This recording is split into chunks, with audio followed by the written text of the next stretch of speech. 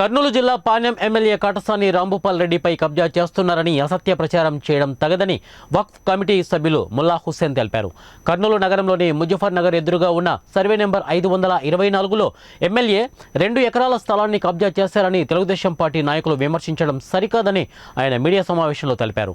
2014 నుంచి ఈ సమస్య ఉందని, దీనిపై అప్పటి తెలుగుదేశం పార్టీ నాయకులకు సమస్యను వివరించాలని కోరగా పెద్దగా స్పందించలేదని అన్నారు.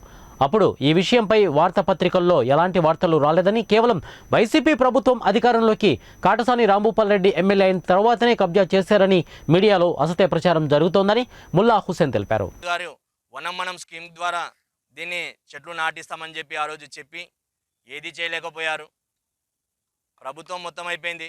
దాని తర్వాత మళ్ళీ 2019లో ఎమ్మెల్యే కాటసాని రాంభూపాల్ రెడ్డి గారు ఎమ్మెల్యేగా కాకముందే దీన్ని ప్రచారాలలో భాగంగా ఎలక్షన్ కన్నా ముందరనే మాకి దీని పొజిషన్ ఇప్పించడం జరిగింది.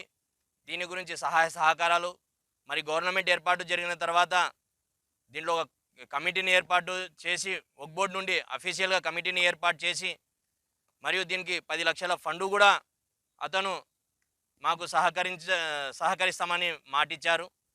కంపల్సరీ సహకరిస్తారని. అటువంటి సమయంలో ఇంత పెద్ద స్టేట్లోనే పెద్ద మస్జిద్ నిర్మాణం జరుగుతుంది.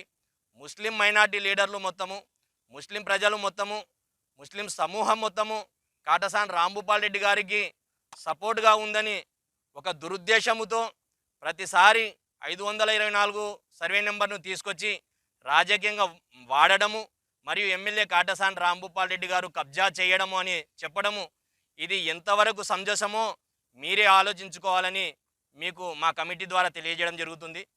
దీనితో పాటు మా ఎమ్మెల్యే గారు కూడా అడిగితే మా ఎమ్మెల్యే గారు కూడా ఒకటే మాట చెప్పారు. కాటసాని రాంభూపాల్ రెడ్డి గారు దీంట్లో 2 ఎకరాల కబ్జా చేసినామని బినామీలకు ఇచ్చినామని చెప్తున్నారు కదా, ఆ బినామీలు ఎవరో వారి ద్వారా నిరూపిస్తే ఆ బినాముల ఏదైతే ఉన్నాయో ఆ ఆస్తిని మీ కమిటీ ద్వారానే